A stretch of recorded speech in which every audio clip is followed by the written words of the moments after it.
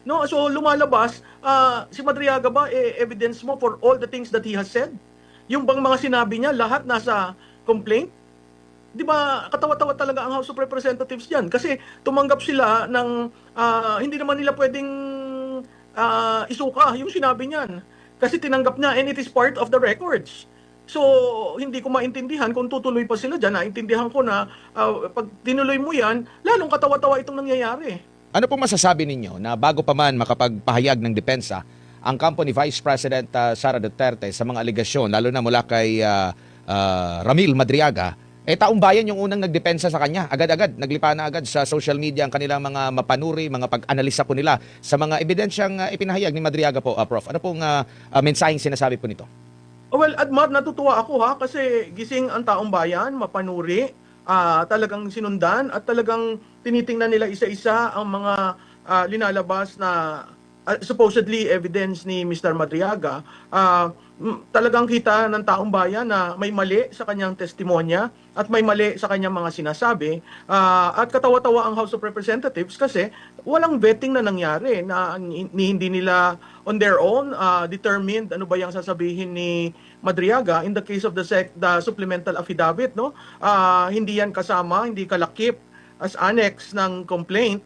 At tinanggap nila basta-basta at binasa kaagad, no? Makikita naman natin yung supplemental affidavit na yun halos sulat kamay na maraming erasures na hindi mo maintindihan ano ba talaga ang tunay na istorya. So ako natutuwa dahil ang taong bayan mismo ang nagpatunay sa House of Representatives na ang source nila is very polluted. Pero parang iwas pusoy pa rin po sila sa kabila ng ganito po yung mga pag-question ng taong bayan. Kasi hindi po ba ang taong bayan yung piniplease nila na makuha yung simpatsya dito sa mga pahayag ni Madriaga, Prof? Tama yan, Admar, no? In terms of political, di ba meron tinatawag na Court of Public Opinion. Makikita natin doon sa Court of Public Opinion, talagang malala ang dating sa taong bayan nung pininesenta si Madriaga. So, kung ang impeachment, sinasabi nga daw nila political process at ang impeachment para hubugin ang isang naratibo, kitang-kita mo doon na maling-mali ang ginawa nila, una. Pangalawa, maling-mali yung mga konklusyon nila. Pangatlo, sayang ang pera ng taong bayan na ginamit dun sa hearing para lamang i-demolish na naman si Vice Presidente Duterte. Hindi nila inaalam ano ang katotohanan. Ang ginagawa lang naman nila ay binubuo nila yung isang naratibo na nais nila. Opo, at napaghahambing nga po, Prof, no, yung paunang mga aligasyon nitong si Madriaga at yung mga aligasyon naman ng Brave 18 po. Maihahambing nyo po ba sila, alin yung hindi kapanipaniwala, alin yung kapanipaniwala po, Prof? At lalabas yung Brave 18, no? Doon sa Brave 18, meron silang affidavit at sila may personal knowledge. Makikita mo doon kay Madriaga on several points, wala siyang personal knowledge. In fact, haka-haka o pagsasinungaling. Magsimula tayo doon sa yung piece of art, no? Na habang nagte-testify siya, naglabas na yung artist noon na ng kanyang personal knowledge, which is binigay niya kay Vice Presidente at siya yung artist nung kwadrang yon. So mali-mali na yon sa umpisa pa lang. Pangalawa, makikita mo yung affidavit niya, incredulous kasi lahat ng gusto niyang pagtagni-tagniin, pagtahi-tahiin, ginawa niya. Magmula dun sa kampanya, magmula dun sa term sharing, magmula dun sa kung paano siya nakilala, hanggang dun sa pag-aaral ni BP Sara, hanggang yung judgment call niya na mahina si BP Sara. Kumbaga sa street language, parang chapsuy na nangyari. Itapon mo lahat dyan para sigurado na kung ano man yung istorya nila na gustong buuin sa dulo, lalabas. Kung yan ang star witness ng impeachment kay BP Sara, mahina yan. So hindi ko maintindihan kung paano pumasa yan sa substance. Kasi di ba ang kuha nila dyan pumasa sa form and substance. Ngayon tinitingnan nila yung substance, paano ka nakakuha ng 54 members ng Justice Committee na nagsabing pumasa sa substance na yung evidence rest in one person, a person who is in jail for kidnap and ransom, no? It's not something to laugh about. Pinunto na yan ni Congressman Rodriguez na he is a polluted source. Pero makikita mo talaga polluted eh. Dahil pag tiningnan mo yung allegations niya, wala doon ang tumama. So, kung yan ang basihan at sinasabi lang nila clarificatory question, imaginein mo pag hearing. Katawa-tawa ang mga senador pag yan ang pinasihan ng impeachment kay BP Sara. Opo, questionable rin po ba sa inyo, nabanggit nyo nga po, na nakapag-decide na sila sa sufficiency pero may pinahabol pa sa affidavit. So ano ba, kung halimbawa, kung yung hinabol questionable, so tatanggalin ba nila yung sufficiency na yon? No, kumbaga kasi Admar, parang nag-judge ka na may sufficient in substance. Paano ngayon yan? Sa mga sinasabi niya, hindi mo naman pwedeng balikan na, ay sorry ha, hindi sufficient in substance. O kung hindi sufficient in substance, dapat yan, hinusgahan. Nakatulad ng paghusga kay Presidente Marcos. Di ba, ministerial na walang basihan. Kung walang basihan, dapat tapos na yan. Pero dahil nga sa kagustuhang i-demolish ang Vice Presidente, sige lang sila ng dagdag, luto sila ng luto ng mga evidence na mismong taong bayan hindi tinatanggap. Kung ang mismong taong bayan hindi tinatanggap, silang mga representante ng taong bayan, tatanggapin nila yan, hindi ba sila katawa-tawa? Opo. Alam mo, ang masakit dyan, hindi nila binet si Madriaga eh.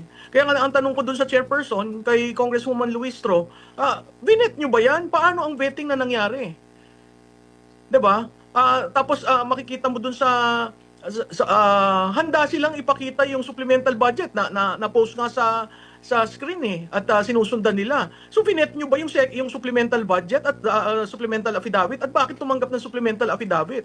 Yun ang hindi ko maintindihan kasi pag tiningnan mo yung complaint, supposedly na andyan si Madriaga dahil sa kaalaman sa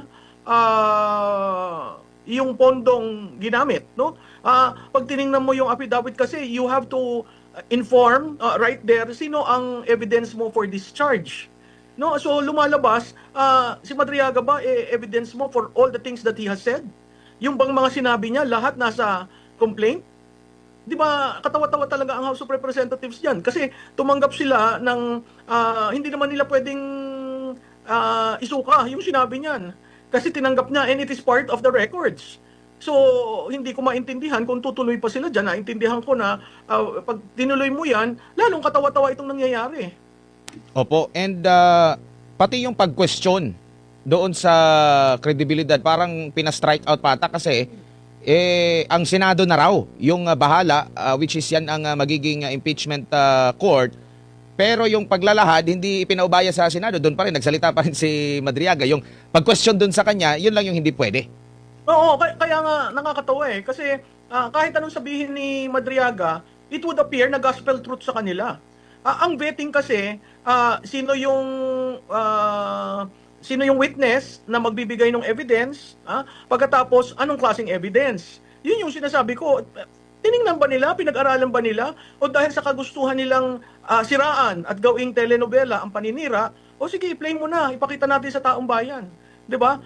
Meron ng isang congressman na hinihingi pa yung picture nung nagre-greet siya kay Madriaga dahil nakita sa pagpapakita sa wall. Tama ba yung paraan na yon? Hindi naman yun allegations, hindi naman yun evidence. So hindi ko maintindihan kasi parang lumalabas in every step of the way. Si Madriaga is there, si Madriaga is influential kay PRRD, si Madriaga is part and parcel of the team of the Vice President. Doon ako nagugulat kasi sa lahat ng mga politiko, maraming taong tumutulong, oo, pero pag sinabi mong malapit ka at ikaw ay kasama sa core, maraming tumutulong sa kampanya, oo, pero gaano kang katotoo doon sa mga sinasabi mo? Wala ka namang corroborating. Wala kang present, no? Na ito po, kakilala ko dito, may isang congressman uli, nagtanong, nasa ka dyan sa litrato? Ako yata ho ang kumukuha ng litrato. Pwede ba yun? Yata, ako ang kumuha? And then you conclude, this is reckless. Opo, may pagkakataon pa nga na parang nahirapan siyang sumagot, hindi na lang ipinagpatuloy yung pagtatanong. Oo, alam mo yan, on cue nga yun eh. Ikaw, it seems to me that you are about to cry, you are teary-eyed. Why would the chairperson say that? 'Di ba? Why kaya makikita mo may trigger, na at this point iiyak ka, kaya mo pa ba? May mga ganun eh. And really that's not the way to handle evidence. I was so surprised kasi hindi lang naman bago ang Pilipinas sa impeachment.